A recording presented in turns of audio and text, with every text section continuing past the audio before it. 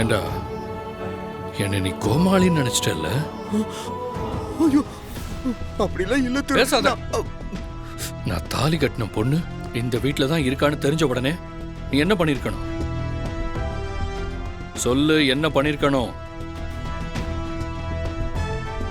இந்த வீட்டில் மத்தவங்க கிட்ட சொல்லியிருக்க வேண்டாம், ஆனா என்கிட்ட சொல்லியிருக்கணுமா இல்லையா? டேய், நான் உன் ஃப்ரெண்டு தானடா. நான் உன்கிட்ட ஏதாவது மறைச்சிருக்கேனா? ஆனா நீ என்கிட்ட இருந்து இதை மறைச்சிட்டல. இல்ல, இப்ப கூட என்கிட்ட நீ உண்மையை சொல்லவே இல்லையே. மகாவுக்கு பிரசாதம் கூடன்னு சொல்லும்போது கூட என்கிட்ட சொல்லணும்னு தோணல.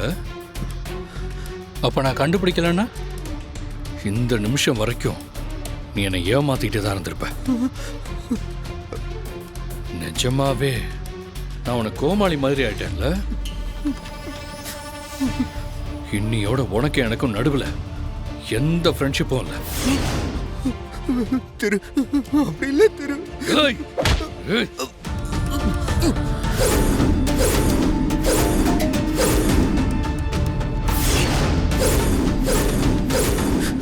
திரு, நான் சொல்றதை கேளு. ச்சீ. என் பேரை கூட சொல்லாத. திரு, உன்னை நான் எந்த இடத்துல வச்சிருந்தேன் தெரியுமா? ச்சே, என் பெஸ்ட் ஃப்ரெண்டா நினைச்சேனடா. ஆனா நீ துரோகிடா, பச்சை துரோகி. துரோகி. திரு அப்படிலாம் சொல்லாத திரு.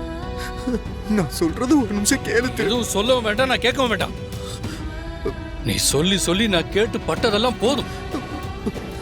இனிமே நீ சொல்றதெல்லாம் நம்பி முட்டாளாக நான் தயாரா இல்ல. திரு, திரு,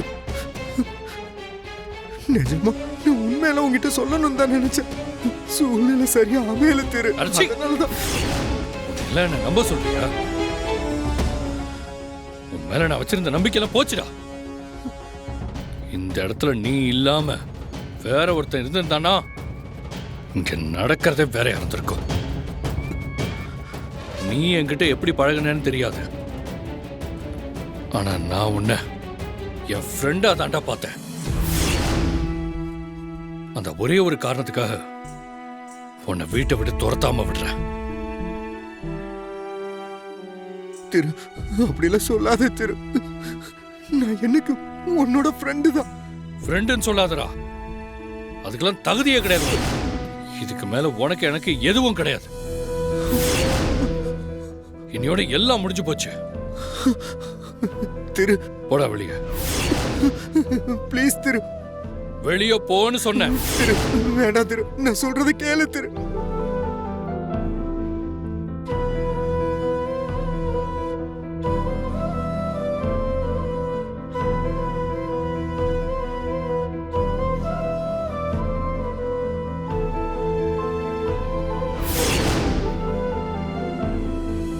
உனக்கு அவ்வளவுதான் மரியாதை.